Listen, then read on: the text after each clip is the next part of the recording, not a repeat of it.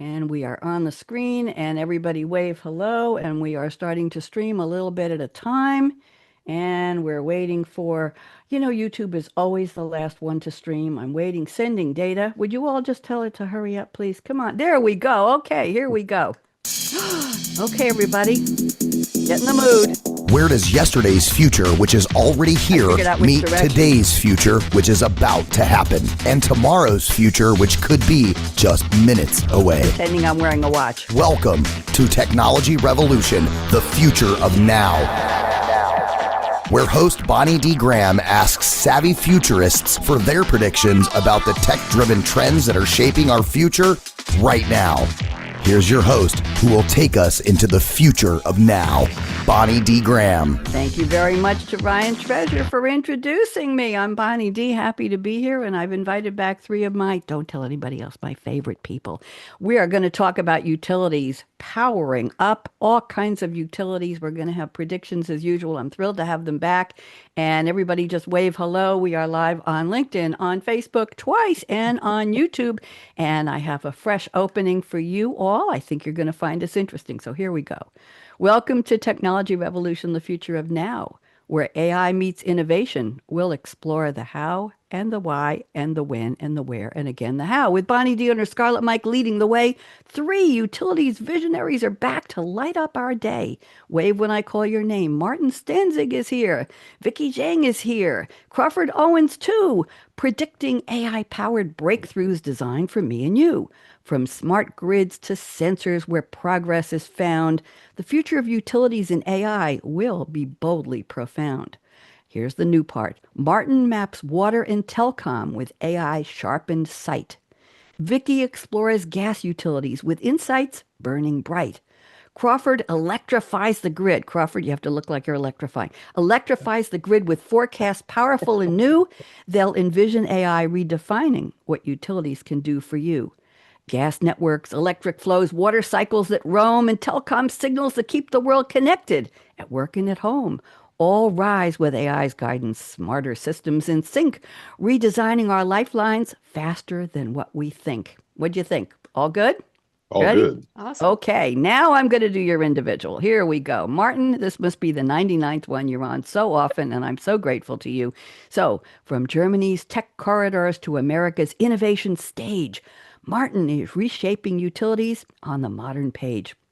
He arrived for just weeks, yet decades later, he still stands a leader whose vision transforms industries across the lands. A pilot and beekeeper at heart, he sees patterns far above the ground where data flows, networks speak, and smarter grids are found. Now, water and telecom predictions take his spotlight with flair. From leak detection to connectivity, AI solutions are aware. Co-founder of Alpha Oak, Martin brings clarity to it all, turning tangled data into insights to answer utilities' call. Martin, they're calling you. From pipelines to fiber links, his foresight makes the path clear.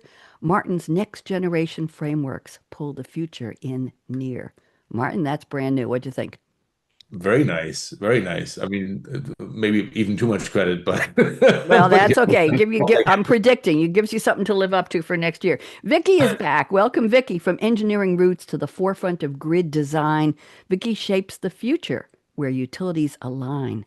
A strategist of systems where data flows deep, Vicki builds models that learn, predict, and never sleep. I don't know if she sleeps, but the models don't. Vicki's spotlight gas utilities where pipelines must adapt with AI optimizing flows and risks tightly mapped. She strengthens resilience as demand curves shift, ensuring energy delivery stays steady and stays swift. Vicki translates complexity so decisions become clear, guiding gas utilities into a bold new frontier. With precision, with purpose, she answers innovation's call. Vicki, I'm calling you. Vicki helps modern energy rise powerfully for all. Vicki, what'd you think? Definitely something for me to live up to next year, too. There you go. And Crawford is back. Crawford brings decades of insight to the utility space where data meets operations and strategy claims its place. A master of transformation with a sharp analytical mind, he uncovers opportunities that others strive to find. His focus, electricity, grids that flex, forecast, and thrive. AI strengthening systems that keep the whole world alive. From outage predictions to faults caught before a spark, he makes power safer, smarter, lighting up the dark. With leadership grounded, that's a electricity word there, with leadership grounded in clarity, purpose, and trust, Crawford guides utilities forward in the changes they must. From grid to enterprise, he transforms missions wall to wall, a champion of innovation, always ready to answer the call. Crawford, what'd you think? Oh, that's pretty good. I'll take pretty Almost, good. almost like I almost could live up to that someday. There you go. So, with our visionary panelists, the future shines bright, and so do the lights in my studio here. As AI transforms utility with data driven light, from smart grids to renewables, new pathways will debut. We'll explore AI powering up tomorrow's utilities for you. So, overall, what'd you think? You like it? Yeah. Very good. Definitely. I still think I'm the only host who introduces with rhymes. I don't know. Have you ever been on any other webinars or events like this? Anybody? Nope. Nope. Okay. That's my You may claim. be starting a Not like trend. this, no. Okay, not like this. There you go. I tell people I'm an acquired taste. Okay, let's go to the quotes. I've asked you each to send me a new quote. Yes, another new quote from a fictional character in a movie or a TV show or a song lyric. And let's see where we go with these briefly before we get to predictions. Martina sent a quote, a classic from Emmett Doc Brown, played by the wonderful Christopher Lloyd. The movie, of course, is Back to the Future, the start of a franchise of sci-fi comedies. This was in 1985, written by Robert Zemeckis and Bob Gale, directed by Zemeckis, blah, blah, blah, blah, blah. This was produced by Steven Spielberg's Amblin Entertainment. The Adventures, if anybody's been sitting hiding under a rock or under a car somewhere or a McFly. High school student Marty McFly, played by Michael J. Fox. Eccentric scientist Dr. Emmett Doc Brown. And in the third film, a lady I love to see on screen, Clara Clayton, played by Mary Steenburgen. They use a DeLorean time machine to time travel to different periods in the history of Hill Valley, California, blah, blah, blah. And in 2019, Marty McFly was selected, do you know this, Martin, by Empire Magazine as the 12th greatest movie character of all time. There we go. Didn't know that. That's a good one. There you go. So here's the quote Martin has picked. It's a classic in itself. Roads?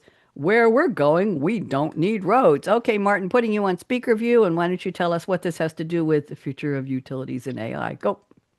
Yeah, I think that if we're looking at projects that we're building today, we are always sort of starting from the status quo. And sometimes we're sort of missing the point of, well, that infrastructure that I'm trying to improve or rebuild, I might not even need in the future. Yeah. So on the AI side, it's sort of drastic. We're talking about lines of code that we might need to or might want to sort of refactor or rebuild. And the answer might be, well, if I build it as a model, a completely different approach, I don't need the proverbial road anymore. I don't need the infrastructure that I've just created. I'm just building a model together that I can retrain and pretty much adjust on the fly as part of this. So that's the context. But frankly, in our company, we're using this quite frequently, where we're saying it's like, yeah, okay, we need to rip him out of the new normal and get him into almost a new dimension to sort of saying, okay, you need to let go. Just think about it with a fresh set of eyes. Fresh set of eyes. Very, very interesting. Thank you. I think we do still need roads, but we need different kinds of roads. We need inroads too, don't we, Martin? Inroads into utilities. Let me ask a question. Alpha Oak, when did you start it? Let's just get a pinpoint on the map of time. When did the company actually launch? Really, we really activated at the first of the year. So, but since then, I mean, we were talking about it earlier about timelines and things that we have done. And we put a slide together with all the events that happened this year, and it's way too much for one slide. So it's great to see. So we certainly didn't sit around this year. A lot happened, but the year flew by. Just it was one day. It feels like so.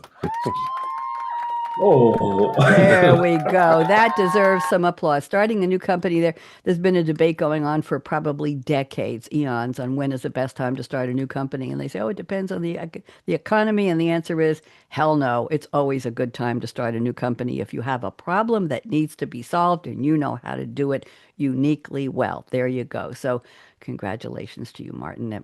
The fact that you couldn't fit it all on one slide, that says a lot, doesn't it? That says a I lot. think so. And how are the bees, by the way? At the moment, going down for the winter break, so they are pretty lazy right now in a good way. But they're clustering up because it's raining like hell outside, and they will just get inside and eat their food stores. So it's good. Seattle rain. I lived in Eugene, Oregon for many years, and they used to joke we didn't need suntan oil. We needed Vaseline, petroleum jelly to stop rusting because of all the rain. Never mind, everybody. Okay, Vicki is up next. Vicki has sent a beautiful quote. We had to go back and forth. I did my research on this, Vicki, and she said AI played a little hallucination trick on her with the source of the quote, but she liked the quote so much she let me find the real source and we agreed on it. So the quote is from Julian Andrew Baker, played by an actor named Austin Nichols, and also said in this show by Nathan Scott, played by an actor named James Lafferty. And it's a teen drama TV series called One Tree Hill, which aired from 2003 to 2012. Martin, I'm sure you watched it. The quote is delivered in voiceover most of the time, especially by Julian Baker or Nathan Scott, encapsulating the themes of hope, dreams, and finding miracles in everyday life, leading into the mantra. And then I'll tell you that in a second. It was created by Mark Schwann, premiered in September 2003. It was on the WB then, if anybody remembers. And after a while, WB merged into UPN, which formed the CW, and it finished up on the CW. In the fictional town of Tree Hill, North Carolina. I say that because I used to live there, North Carolina. It follows two half-brothers who compete for their high school basketball team and the drama from their respective romantic relationships. Oh, talk about gossip. Here's the quote Vicki has picked. The world is full of magic. You just have to believe in it. Oh, Vicki, I love this quote. I'm going to put it on a pillow, or I can't put it on a wall. They'll arrest me. But Vicki, what are we doing with this? What does this have to do with utilities and AI? Go ahead. I think, like we were talking about looking back the year, right? This is such a fast growing year. The beginning of the year when we talk about AI versus now, it feels like definitely multi-years. And that's actually a common feeling many of us are having. Like it feels really fast. Yes, it feels like a lot. So, and what we are seeing a lot of times is, just like I mentioned, I become a victim of the AI hallucination when I'm trying to have the reference because I think this should be something fairly okay for, the AI to do. However, we're still seeing troubles and issues. And I think these days it's very easy to see problem, right? Because we want to solve problem. It's very easy to see problem. It's very easy to be pessimistic about any new technology. I keep thinking back, like, I was reading, I'm a history nerd, right? So I was thinking about when I was reading when every new technology was initially being brought up. There's issues, there are problems, people are calling doomsday, right? Those kind of things. But at the same time, right, all of those technology, end of the day, still bring us so much value, better benefits, give us extra time. If I can imagine having internet when I was really little for all the question I have, instead of flipping through books, it's going to be amazing. So again, I think, again, this is a very optimistic quote. I try to, I really enjoyed it because I do think, whether you think there's a problem, an issue, or challenges that technology brings, I think technology itself represents, our hard work, right? Trying to make things better. And there is definitely an optimistic lens on those. So yeah, we just have to look into it and believe it. I like that. And you are aligned with the philosophy of my show. Somebody said to me recently, Bonnie, in 2026, why don't you do a show about all of the doom and gloom about AI and it's going to do this and kill that and steal that and move this and it's going to be terrible. And I said, because everybody else is doing it. My show is about opportunity. It's about optimism. It's about options. It's about good benefits, opportunities and possibilities. And I like that, Vicki, a lot. And by the way, I think I was the last one on my street in my community to buy a microwave oven. I can't tell you how many years ago, but I said, what is that thing? You're going to put a cup in it and it's going to make it hot? How could that be possible? And eventually I bought a great big one. I put it in. That is a time saver, right? Just don't put a metal spoon in the cup of hot chocolate. We won't go there. Okay, and I'll tell you after the show about how a microwave was used to murder somebody in a detective show I just watched last night. It was really cool. From the next room, through the wall. I'll tell you later, but not right now. It was very weird. Okay, thank you, Vicki. Crawford. Crawford has picked a 4-word quote. I haven't had this one on the show in ages, Crawford, so I was happy to see it. It's very interesting. It is spoken by Spoon Boy. I think that gives it all away, played by Rowan Witt. Of course, it's the sci-fi action film from 1999, The Matrix, written and directed by the Wachowskis, or Wachowskis, however one you say it. The first installment in the Matrix film series. Keanu Reeves, Lawrence Fishburne, Carrie-Anne Moss, Hugo Weaving, Joe Pantoliano, and a dystopian future where humanity is unknowingly trapped inside I'm trying to make this like a movie trailer. Crawford, just bear with me. Unknowingly trapped inside a simulated reality, the Matrix, which intelligent machines have created. Why? To distract humans while using their bodies as an energy source. When computer programmer Thomas Anderson, under the hacker alias Neo, uncovers the truth, he joins a rebellion against the machines, along with other people who've been freed from the Matrix. Spoon Boy was a nickname given to an unnamed red pill who was one of a handful of potential privileged enough to study under the Oracle. I'm going to stop right there. Very interesting. And the quote, and more, Crawford's going to take us there. There is no spoon. Okay, Crawford, bail me out here. What does this look like? What are we talking about here? I didn't see The Matrix, by the way. Too scary for me. Go. So the whole premise of the spoon was for Neo to understand that there was rules inside the machine, but he had to understand that there were really no rules, right? That they were making the rules as they go. And for the utilities, for the different companies we're talking about, as they start introducing AI, we're going into a new realm of how we're using technology. And there's going to be some rules that are on the road today, but we're going to have to think out of the box, not to use a cliche, around how to do things going forward, so that if we're going to embrace AI and be more innovative in these industries, we've got to start thinking differently. We've been through decades, the utility industry across the board, everyone started about the same time. Formerly, utilities have been around for a little less than 120 years as formal companies, and they really haven't changed a whole lot until recently. With the advent of, advanced systems, better reporting, better technology in the last 2 decades is where we're seeing leaps, and where we're going with AI, the potential, we're going a lot further in the future than we thought just, 10 years ago, and things that are possible. There is no spoon. There is no spoon. Thank you very much. Except the one in your microwave. Oh, yeah. Learned that lesson once. That was enough. I got a recipe once when I was about to sell my house in Durham, North Carolina, and I wanted the house to smell like fresh baking. And I had a recipe for making muffins in little glass Pyrex custard cups. So I put a couple in to the microwave and set it for about a minute and a half. Well, the batter burned, exploded, filled the microwave with black smoke. The fire alarms went off. The people were about to come and view the house very soon, Vicki. Very soon. The realtor was on the way. I ended up walking around with newspapers, fanning the smoke out. The inside of the microwave was burned beyond belief. There was smoke all over the house. It stank. I was spraying. I was lighting candles, whatever I could do. And somehow I still sold the house. But it was... don't follow that recipe, please. So it was just a spoon. It was the little bit of batter in a glass. Never mind. Okay. So we learned our lesson. Thank you all for the quotes. That was very interesting. Let's go to predictions. Martin, we're going to I'm going to read a couple of your predictions, and I want you to frame them in the view of Water and Telecom, which are going to be your specialties today. So Martin's first prediction is purpose-built AI models on the edge. Models in drones to identify assets and damages, models in transformers to identify problems. I like that. That's before and after, right? Find the problems and identify the assets and the damages. So Martin, putting you back on speaker view, why don't you take us through your part of utilities today? Let's go.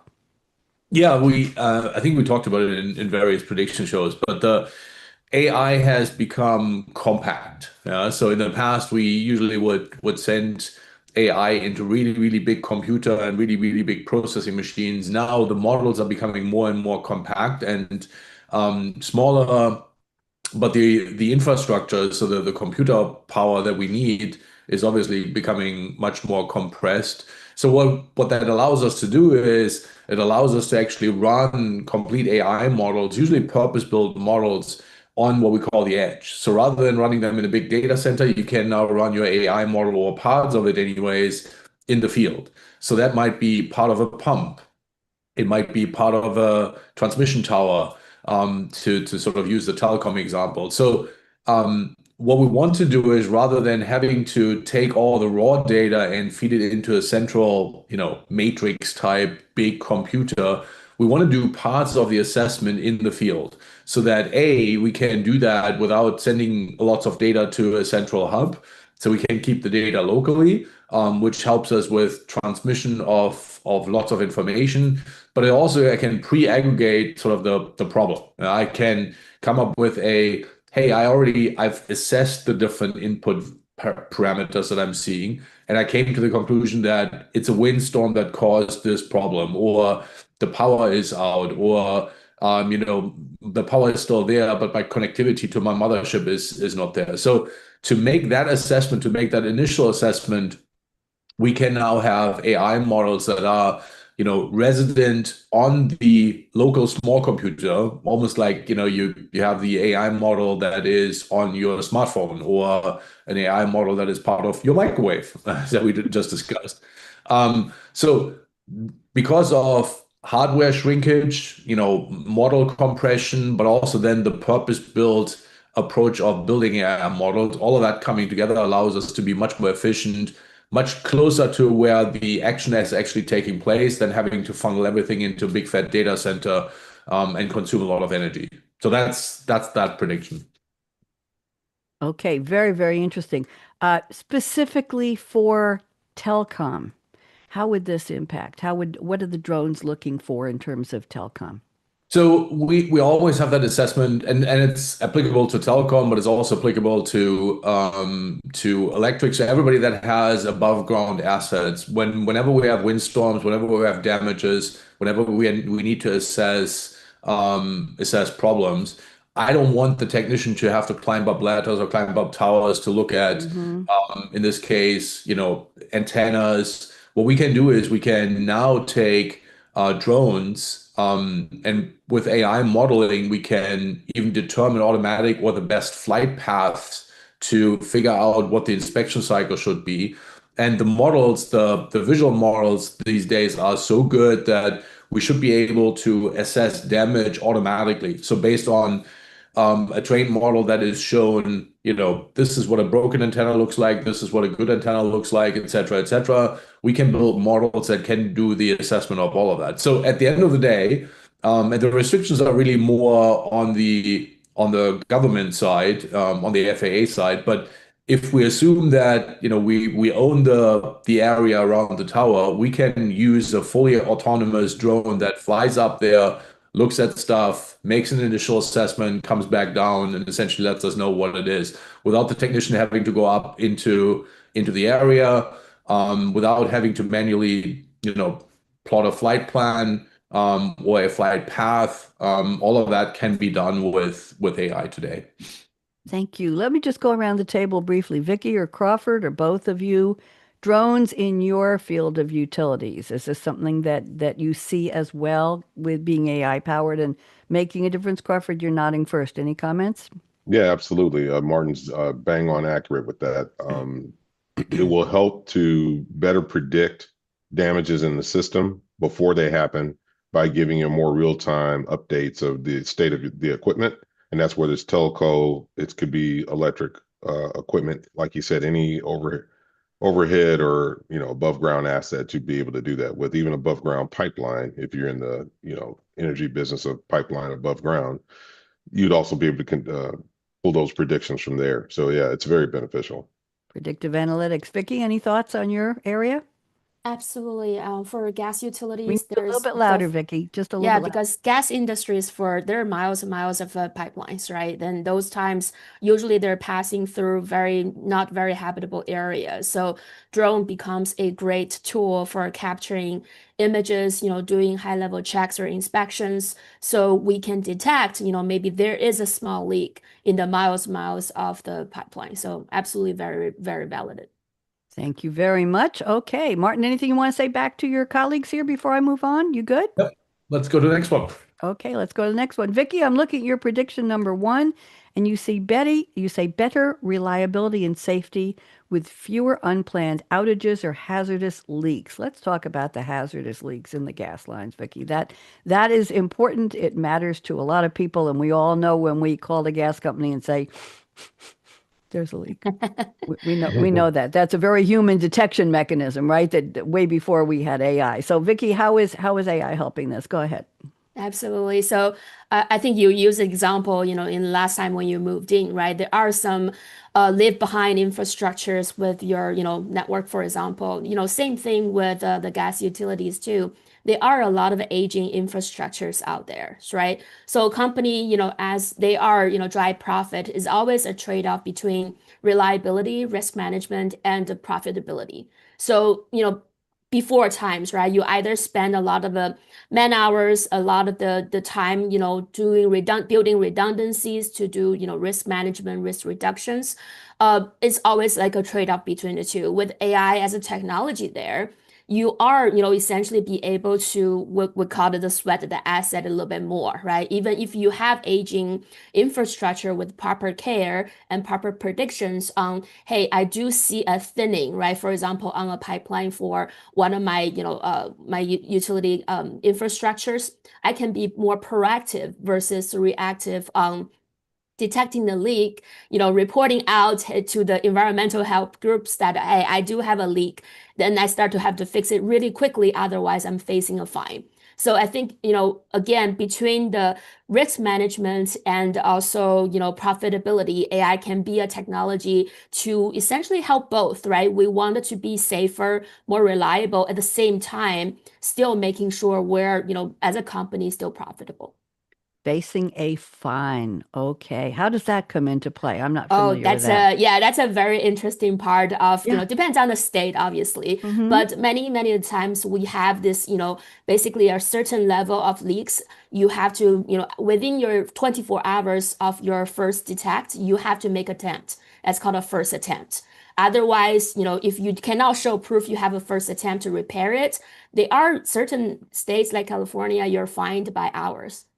Wow. I didn't know that. The only reference point I have, Vicki, is when I used to live on Long Island in New York and we had a clearing snow window of opportunity and you had 24 hours if you lived in a building. I did the building management had 24 hours to clear the sidewalk and any access for cars and people walking or driving that belonged to that building or the frontage, the easement in front on the street.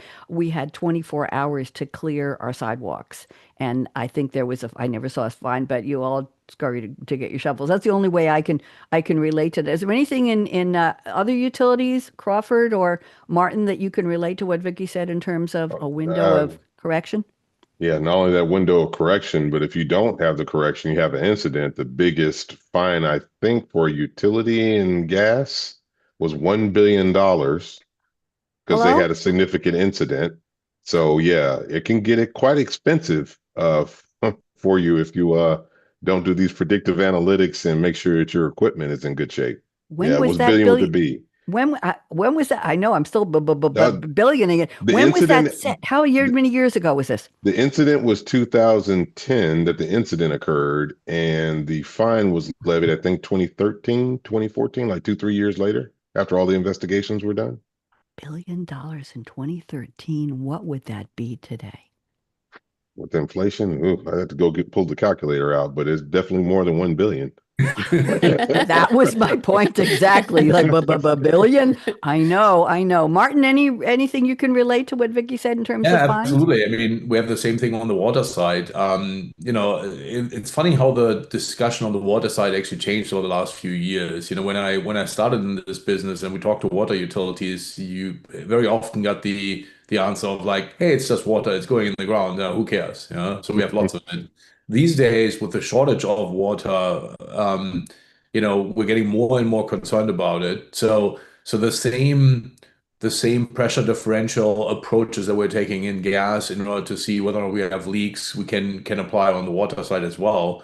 And they are used. So we're getting much more concerned about water leaks, even though they don't have as much harm to the environment. But because the commodity is getting more and more precious, we're more and more concerned about that. So we're putting more and more value onto leaks, onto the occurrence of leaks, and putting more effort into preventing leaks or rectifying leaks. So, but again, finding leaks and finding leaks preemptively is usually used with AI models, or can be used with AI models where you have look at pressure differentials, pressures that are not correct, et cetera, et cetera. So, all of that is certainly applicable to water as well. Well, I'll tell you, I wish we had that opportunity at a residential level because I was looking, I get a direct water bill where I'm living in this community in Tennessee, and electricity and water bill, but it shows me how much volume I actually used. And I got a bill about a year ago. I've been here 3 years. About a year ago, I got a bill and it was outrageously higher than the month before. And live alone. I use the dishwasher. I do all my dishes by hand. I do the laundry maybe once a week, once every 10 days. I got plenty of stuff. Don't ask about that, please. And I wasn't using that much. I don't wash my car. I don't have a fish tank. I don't have a dog I'm washing. I have an irrigation system, but it doesn't use that much. And I couldn't figure it out. And I had to get a plumber to come in and take a look at different outlets of water around the property. And then I had to get somebody, the irrigation guy, to come in. And we were looking. I had somebody finally open up the meters. There's a lid, a heavy metal lid on the 2 meters. I have two water meters, one for sewer, one for, don't even ask, prior owner put in an extra meter. I don't know. Not everybody has one. I was getting two water bills.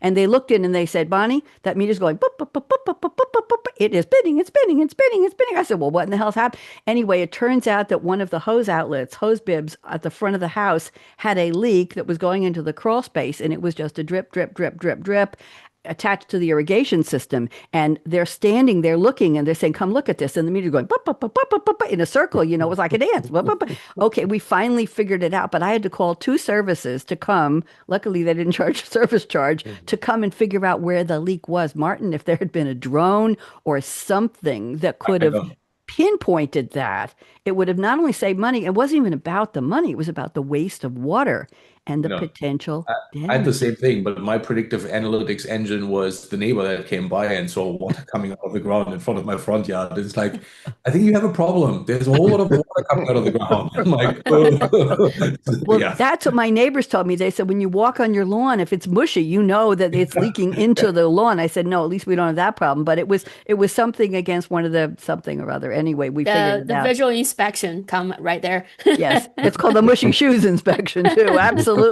So this would be nice if it was at a consumer residential level, but I speak from experience. Okay, let's go to Crawford. Your predictions. This is a different way of looking at this. Crawford's first prediction is demand forecasting and energy management will become increasingly important as the need for AI in data centers continues to rise. Let's talk about demand forecasting. I think that's really, really, really important because we know AI takes a lot of power and we're A not lot. always aware of it. And people say, what? It's AI. It's a program. It's ChatGPT. What do you mean power? What do you mean it could power a city? What are you talking about? Okay, what's left? So, Crawford, I'm putting you on speaker view. Why don't you try to allay our fears, please? What is AI going to do to make this better?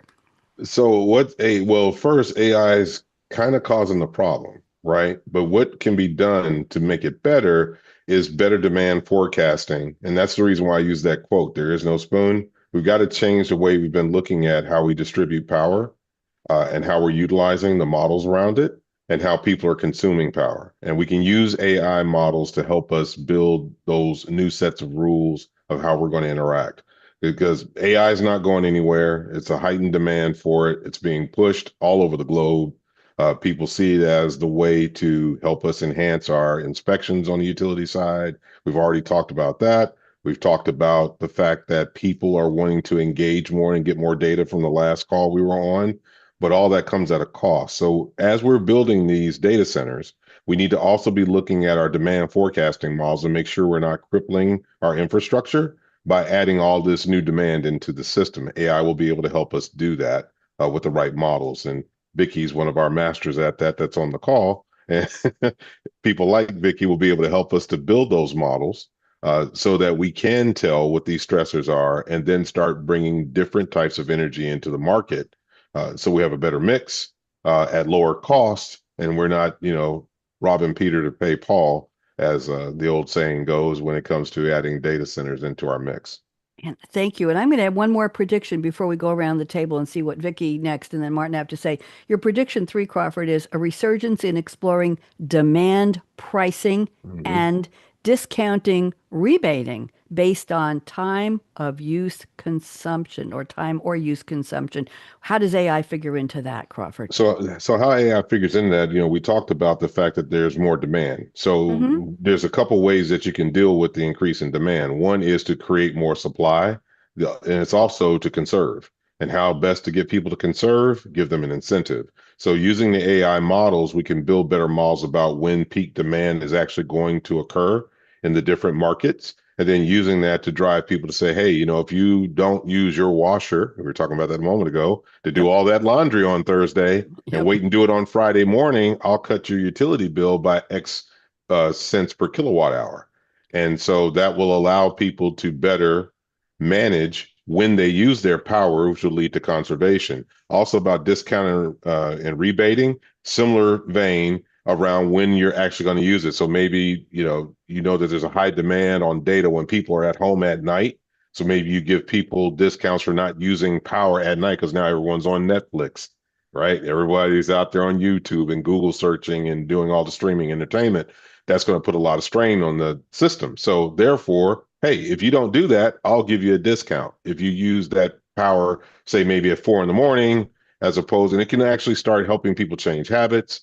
It can give some pressure off the system. And we've seen this before. We did this back in the 90s and early 2000s when we had the first of the web the internet was really becoming more commercialized. And so we're seeing a resurgence of that. Just now it's, exponentially larger, the demand that's going to be on the system. So that was a Thank mouthful.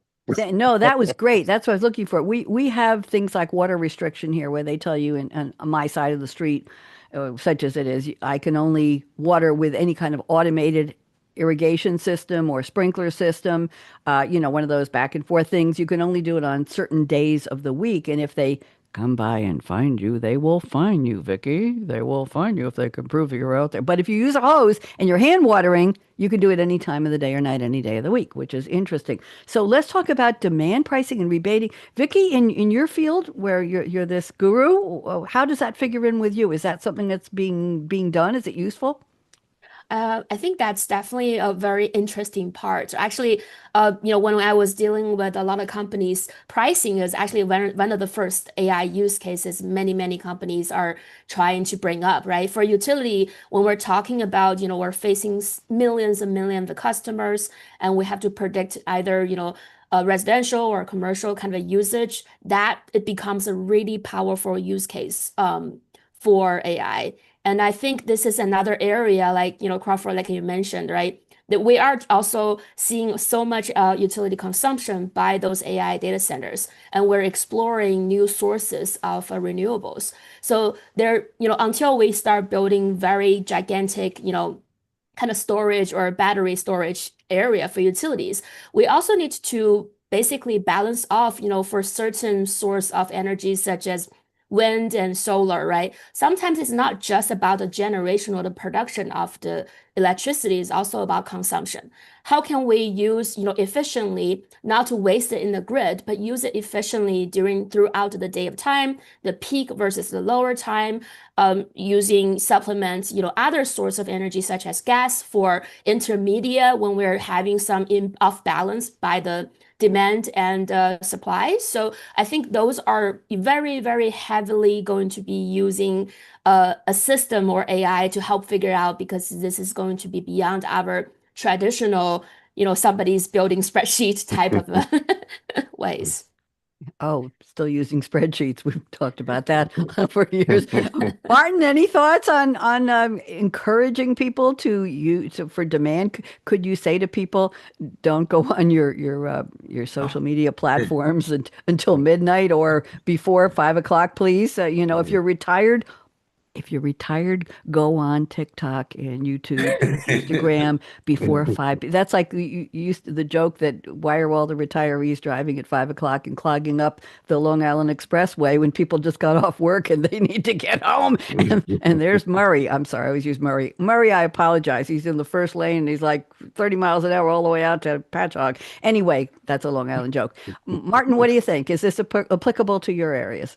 In parts, yes. So certainly, what we can do on the water side is we can certainly apply similar algorithms to put people into consumption patterns. Now, the difference I think on the water side is that we do not have the personal contributors to the water supply. There's a central, usually a central supplier of water. Now that might change years from now if we have sort of Crawford might start his own personal desalination plant somewhere on the Atlantic or something. Hold on. Crawford, are you listening to, is this breaking news? Go ahead, Martin. We'll give Crawford. It's not. It's an inside joke, and I caught that, Martin. I put you back on the camera so we could see your reaction. Go ahead, Martin. So that's kind of what is different. Yeah, on the electric side, we have this new concept of a bidirectional, your consumer and a provider at the same time. On the water side, you usually don't have that. You're just a consumer. So it's a one directional network. But some of the same things still apply. We still want to work with patterns on consumptions. How do we reduce overall consumptions? How can we give the end customer ideas, to your point, how to find leaks or consuming things that we can improve on in order to drive down my personal water bill and my personal water consumption. So that's one. On the telecom side, there it's probably more about growth predictions. To Crawford's point, I've been, just funny enough, is here in the Washington area, we have one big sort of summer market in the area. And I was standing at the market literally with my telephone in my hand and couldn't get hold of my family because the network was completely overloaded. And I'm looking around, I'm like, what the heck? You know what? In this day of age, I can't get connected because the network isn't capable. So I talked to one of the people that is actually facilitating this and organizing this. They're like, yeah, we had to talk with that particular telecom provider that they need to do something about this. But those are the situations where you take it for granted these days that, hey, wherever I go, I have connectivity, phone and internet connectivity. And I'm sitting there and I'm literally walking a mile in order to leave my wife a message saying, hey, whenever you get this, I will be at this intersection for the next hours. And then I'm walking back into the dark zone. So this is all preventable. But again, AI AI on some other components obviously will play a major role in order to predict that and have those kinds of preventative approaches to not have us stand in crowds and say, I can't get to my cloud right now. So. Well, that's a key part of a lot of story plots in detective shows and murder mystery shows on TV, where somebody is in the woods or in a basement or in an alley or in a dark area where they can't get their phone. They can't call 911. They can't call the police. They can't call their husband or wife or babysitter and say, I'm trapped here. Would you come and solve the problem and get me out of here? Or I'm going to be late, like I just got murdered, whatever it is. And it's part of the plot is that you can't get that connectivity at a critical moment, and it's become a plot line. Oh, or I should say a plots line, but we'll leave that one alone. Anyway, very, very interesting. I think Martin, I'm trying to remember, there's a place somewhere I don't think it's here where I live now because I don't drive that much anymore, but there's a place, I think when I was living in Durham or Long Island, where there was a space between cell towers and you had yes, you know what I'm talking about. And you couldn't go ahead. Do you have any of those?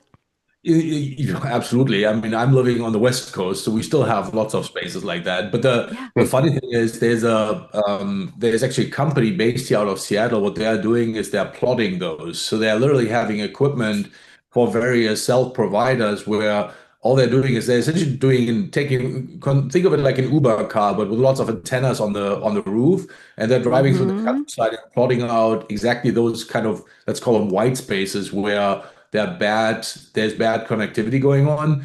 Yep. Selling that data then to telecom providers for them to take, measures, either acquire, partner, or put up new cell towers. In my neck of the woods, I have a place in the country here.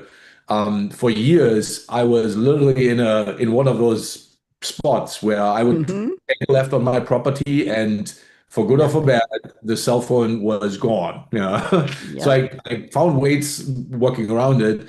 But then, years later, because of exactly what I just described, suddenly a cell phone tower pops up on Uh-huh. line of sight, hill of the or top of the hill, and I'm like, in one way, it's great. I have cell phone reception. On the other hand, it was so nice to not have cell phone reception at all. So it's sort of good and bad. But yes, we certainly have a lot of that in telco, and Yeah. we're doing a lot of activities to sort of work around it. And then you talked about, let's make sure as we have two cell phone towers that are overlapping so that if one goes down, I at least Mm. have some sort of reception there. All And those I things. was going to mention something you mentioned earlier, and I want to go around the table on this. We've got about 8 minutes left. We're doing fine. I have one more prediction I want to pull up from Martin, but you talked about pattern recognition, how AI is so good at pattern recognition. And this is something that certain people among us, maybe we're nerds or geeks, we like to see those commonalities, those in sync numbers or letters or patterns in something we're looking at. We're working, we're studying a hobby or a profession. We like to see, yeah, there were 5 of these and 10 of these. And the overlap was people who excel in statistics, making the numbers lie where they want them to. They find sometimes I'm getting silly here. Martin, pattern briefly, let's just go around the table in terms of pattern recognition, how that's important to your area of utilities. Martin, brief, and then we'll go to Crawford and then Vicki. What do you think? I mentioned it before. When Yeah. we're talking about taking pictures in order to train a machine learning model, that's really Mm-hmm. a pattern detection. You're essentially training the model as in what looks like it's healthy or good or working in working condition, and then what does a broken one look like? And so that's all we do. Yeah, and we can Yep. can then combine different models and put them in sequence to say, okay, this is not even an antenna, but this is an antenna and a good antenna, a bad antenna. Yeah? And I can train various models and then stitch them together in sequence to sort of have a progression of, hey, what you're looking at, is certainly not an antenna. So let's not even do the assessment whether or not it's an antenna that is broken or not. It's the same thing that you always see is like cat dog. Yeah, you give an ML algorithm a picture and say, is this a cat or is this a dog? Yeah, and Mm. sometimes it's a really weird looking cat that turns out to be a dog or the other way around. Crawford, there is no antenna. There's no antenna. Antenna boy. Crawford, thoughts on pattern recognition with AI? What do you think? What's it doing for you? Yeah, based on what I talked about earlier, pattern recognition is a must, right? You have to Hmm. be able to build demand profiles of when models of when you think that people are going to consume. And so it's an absolute must that we look for the patterns of when people are consuming, when are the data centers at the highest amount, right? What is the infrastructure able to tolerate? What equipment's getting hot, because in the summertime, it's not cooling off enough because of the demand on it, so we can get it replaced before it fails. All Yep. those are things that we have to look at with these models and why it's so important that these models be built. And the time to do it is right now because demand for all these things is growing exponentially. We're throwing up data centers the way it's going. We're going to have more data centers than we have power to provide to them Ah, in a interesting. very short time. This came out from the CEO of IBM just a couple of days ago in one of the press junkets he was on. He was talking about it. We are outpacing the infrastructure, so we've got to get in mode of predicting and then doing the capital investment to make these things happen. And we are talking a lot about electricity, but to Martin's point earlier, that leakage on water also very important Yep. because we need a lot of water to keep those systems cooled. So Cool. that whole thing about demand, it plays for water as well. Nobody in the infrastructure tent gets out without paying a toll on this one. Yep. And accurate predictions too. Vicky, briefly, what do you think about pattern recognition in gas utilities? Yeah, I think we are probably in history we now possess or have access to the most data to even do that pattern recognition, right? Mhm. Traditionally, we know for the longest time we do seasonality, temperature changes, weathers, right? But now with utility and like, Crawford mentioned, it could be water, it could be things. There are tons of data sources that I've seen customers are pulling in for pattern recognition. For example, hey, there's a trend of making bread again, right? Is that going to potentially making everybody using more gas or more electricity, right? There are Martin. social things, right? Is there a new trend with TikTok or X, right? With a wave on people changing certain people's behavior. So again, I think with the foundational large language model and just in general data access, we have probably tons of data to help with the pattern recognition. The thing about that is maybe more about looking into the really valuable ones instead of the noises. So absolutely a very fascinating time about data. If you wanted to, I heard people talking about data being the new crude oils. Great point. The important ones, the valuable ones, the patterns that matter for us. Crawford, there is a pattern. I'm sorry. I'm not going to forget Spoon Boy for a while there. Okay. Never mind. Martin, I want to squeeze in. We've got about 3 minutes here, but I want to squeeze in just one more prediction from you on the business side. You say generic tabular models. How is AI involved in this to make assessment of business data easier? And this seems to me to be an umbrella for everything we're talking about here. So, just a couple of sentences. Go ahead. let me try this in simple terms. So all of this generic LLMs that we've seen, OpenAI, you name the names, were all essentially based on you take lots of text, you throw it at a model, and the model then sort of finds pattern in the text. And it's very oversimplified, Vicki. Apologies for that. What we need in business, though, is rather than looking at lots of flowing text and documents that are good for lawyers and artists and people that are writing documents, is we need the same thing for tabular data, structured data. So there are some vendors in the market that have kind of come up with, essentially the pendant, what I want to call it, to the LLM. It's essentially a generic tabular model that you can now throw at a set of data, tabular data, and it looks at that and looks at what's there and then fills in the gaps. So to oversimplify it, you have the first 10 records give you examples of what good looks like. The next 100 records have holes in them. And what the model does is, because it knows the 10 records are complete, uses that as examples to fill in the blanks in the remainder of that Excel sheet. Very, very oversimplified. So don't That's fine. But the driver now is that this advent of using a generic model that is not particularly trained to any particular purpose, we're now seeing applicable to business data as well. And there's one in particular that has done great strides in the last couple of months to bring something to market. So have a look at it. Super exciting. I think there's a lot more of that coming, but we're seeing sort of that generic model now being used on the business side that I predict will take us to the next step. Thank you. Thanks for the overview. And thank you to the three of you. I have to tell you that you are my final technology revolution, the future of now topical show of the year. This is part 2 for both of you. I appreciate that. Martin has been on my Cool Dude prediction show. I did a special Cool Dudes Hall of Fame prediction last week, and we're doing part 2 of that next Wednesday. But in January, I'll be doing my 11th annual regular predictions crystal ball special, January 7th, 14th, 21st, and maybe the 28th as well. And then I'll start the new season of specific topics like we're doing here. So I want to thank the three of you so much for coming back. I know it's a busy time of year for you. And I think we came up with overviews that apply to way more, Vicki, than just the gas utilities, and Crawford electricity, and Martin water and telecom. We're talking about AI benefits in pattern recognition, in finding the right kinds of data to use, in demand of all kinds of industries. I think this is much bigger than what we just talked about. You can tell me after the show if I'm wrong. I want to thank Jordan Henson, our engineer who got us on the Voice America Media Business channel, and I'm the engineer who got us on LinkedIn and Facebook Facebook twice, and YouTube. I'm Bonnie D, and I wish everybody from the standpoint of regular, it's been a wonderful year. This is 49 live streaming shows on this series alone this year,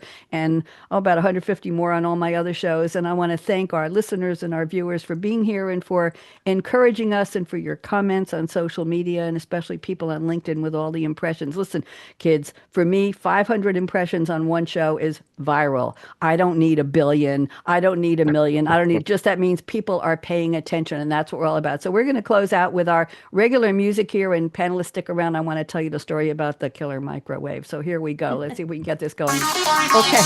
Are you tired of hearing the future is already here? Yes. We are too. We are. That may have been yesterday's future, but today's future hasn't happened Not yet. quite. Take a deep breath, tune out the hype, the noise, and turn up the volume. Yes. Savvy, art of the possible technology visionaries That's you. talking about how today's Here we go. innovations Wait for right it. now are shaping every aspect of our real future. Yes. We'll laser focus our spotlight go. on buzzworthy tech like artificial intelligence, machine learning, Internet of Things, augmented reality, and lots more.